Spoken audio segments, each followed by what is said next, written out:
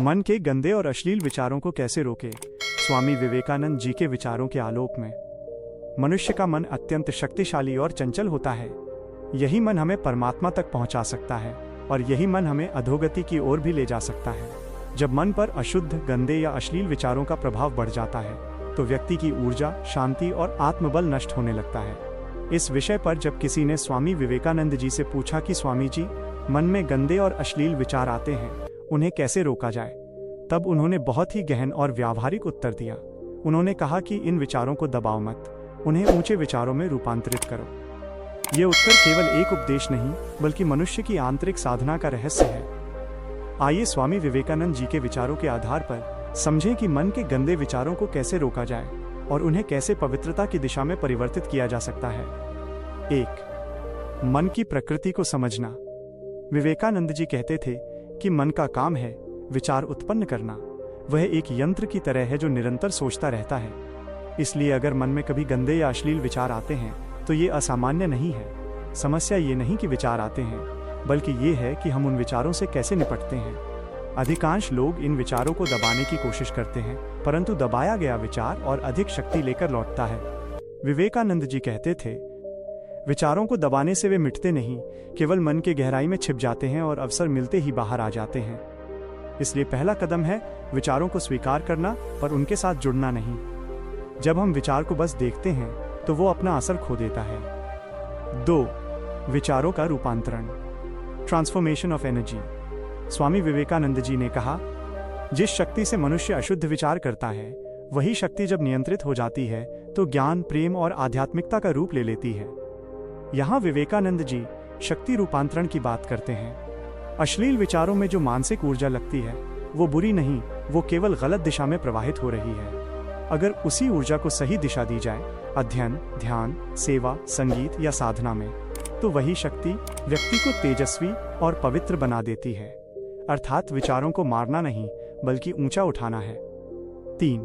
ब्रह्मचर्य और संयम का महत्व। विवेकानंद जी ब्रह्मचर्य को केवल शारीरिक संयम नहीं बल्कि ऊर्जा संरक्षण और मन नियंत्रण की प्रक्रिया मानते थे। उनका कहना था कि यदि व्यक्ति अपनी जीवन शक्ति को व्यर्थ न गंवाकर उसे साधना, अध्ययन और सेवा में लगाता है तो उसका मन स्वाभाविक रूप से शुद्ध और तेजस्वी हो जाता है। जो मनुष्य अपनी वासना पर विजय पा लेता है वही सच्चा वीर है। इसलिए मन को जीतने का उपाय केवल त्याग नहीं बल्कि विवेकपूर्ण उपयोग है। ब्रह्मचर्य का पालन मन को केंद्रित करता है और विचारों की दिशा बदल देता है। 4. अच्छे विचारों से बुरे विचारों का स्थान लेना। विवेकानंद जी कहते थे, कोई भी नकारात्मक विचार तब तक नहीं मिट सकता जब तक उसकी जगह सकारात्मक विचार न ले लें। यदि मन में गंदे विचार आते हैं तो केवल मत सोचो कहने से कुछ नहीं होगा। हमें मन को कुछ ऊंचा सोचने का अवसर देना होगा। इसलिए रोज अच्छे ग्रंथ पढ़ना, प्रेरणादायक लोगों से मिलना और किसी सृजनात्मक कार्य में लगना, ये सब बुरे विचारों को धीरे धीरे मिटा देता है। स्वामी जी का प्रसिद्ध वाक्य है, जैसे विचार तुम्हारे मन में चलते हैं वैसा ही तुम्हारा स्वभाव बन जाता है। इसलिए महान विचार सोचो, उन्हें जीवन बनाओ। 5.